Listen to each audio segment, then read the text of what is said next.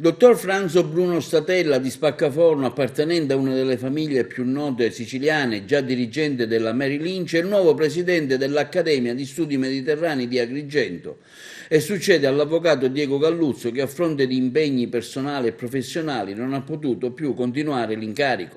L'Accademia ha anche un nuovo presidente del comitato scientifico, il professore Vincenzo Fatto. Il professore Vincenzo Fazio ha lasciato la carica che è stata attribuita a Monsignor Enrico Dal Covolo. L'elezione del nuovo presidente e il cambio delle consegne sono avvenuti contestualmente nel corso dell'assemblea svoltasi all'Hotel della Valle. Sono stato chiamato a un impegno particolarmente importante, ha detto il neopresidente, pur essendomi già occupato in passato di associazioni culturali di prestigio giuridico, un onore presiedere l'Accademia di Studi Mediterranei, un compito brillantemente segnato dalla professoressa Assuntina Gallo Afflitto, che ne ha fatto una delle istituzioni culturali più prestigiose del Mediterraneo. Per l'anno 2020-2021 già c'è un progetto culturale elaborato che seguiremo con attenzione. Per il resto cercheremo di ampliare la presenza dell'Accademia e di avere un dialogo elevato e proficuo con le istituzioni culturali come l'università, ma anche altre che sono presenti nel bacino del Mediterraneo e che appartengono a paesi che si affacciano sul Mare Nostrum.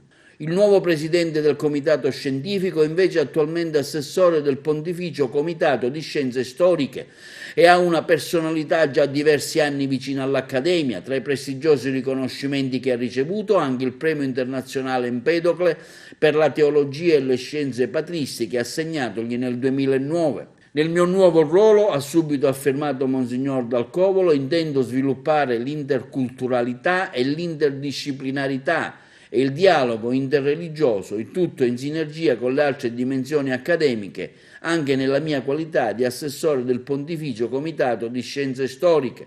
Ritengo importante svolgere un'attenzione particolare ai giovani e alla loro formazione, perché mi piace affermare che la cultura è la penna di Dio e i ragazzi ne sono l'inchiostro.